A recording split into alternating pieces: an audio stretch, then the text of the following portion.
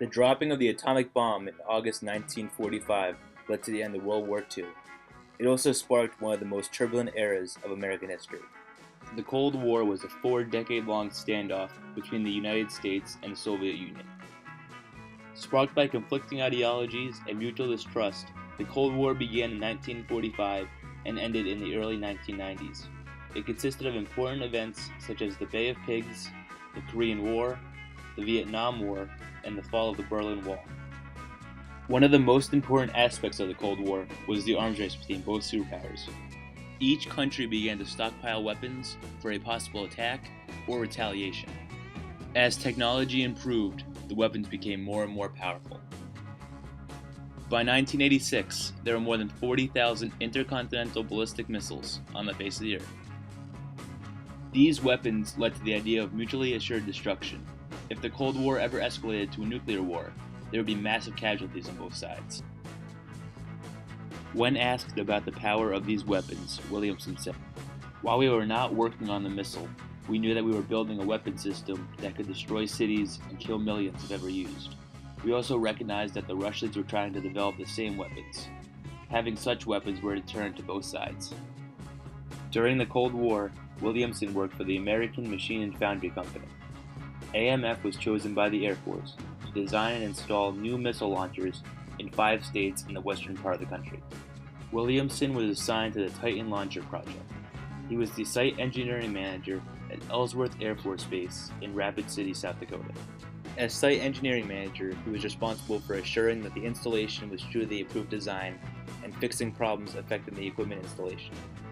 When asked to describe an average workday, Williamson said, "I am not sure there was an average day. There might be meetings scheduled or a need to check progress of ongoing issues. There might be a need to go to one of the complexes to consult on a problem. When at a complex, I would meet with my engineers to review how things were progressing. There was never a dull day." The process of building the system started with engineers establishing a concept based on specifications for all the various systems. Then the parts would be designed, sent to the manufacturers to build, and then be sent back to the site. AMF built the missile silo, and the Martin Company installed the missile and missile connections.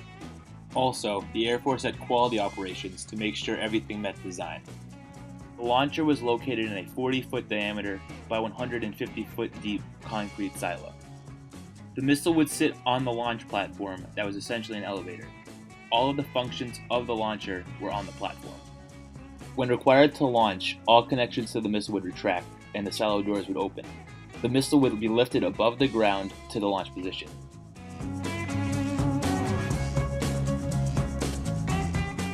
In April 1961, President Kennedy called for the overthrow of the communist government in Cuba, led by Fidel Castro. Anti-Castro revolutionists were trained by the CIA in guerrilla warfare. On April 17th, they invaded the mainland, and after days of fighting, they were put down by the Cuban military. The Bay of Pigs was one of the worst moments of the Kennedy administration, and the invasion forced Castro to strengthen ties with the Soviet Union and Nikita Khrushchev. After the invasion, Khrushchev began placing nuclear weapons in Cuba. These weapons were in range of every major American city. In October 1962, an American spy plane discovered the location of these weapons, sparking the Cuban Missile Crisis. For 13 days, America was on the heels of nuclear war. Kennedy met with his closest advisors to come with a solution to this issue. This meeting was known as XCOM. Some possible solutions included sending in ground troops or using nuclear weapons. Kennedy decided on a naval quarantine of Cuba to prevent the Soviets from bringing more supplies. He also announced that any attack from the Soviet Union would be retaliated. Back at Ellsworth Air Force Base, Williamson was working feverishly to make sure that the U.S. had weapons in case of possible retaliation.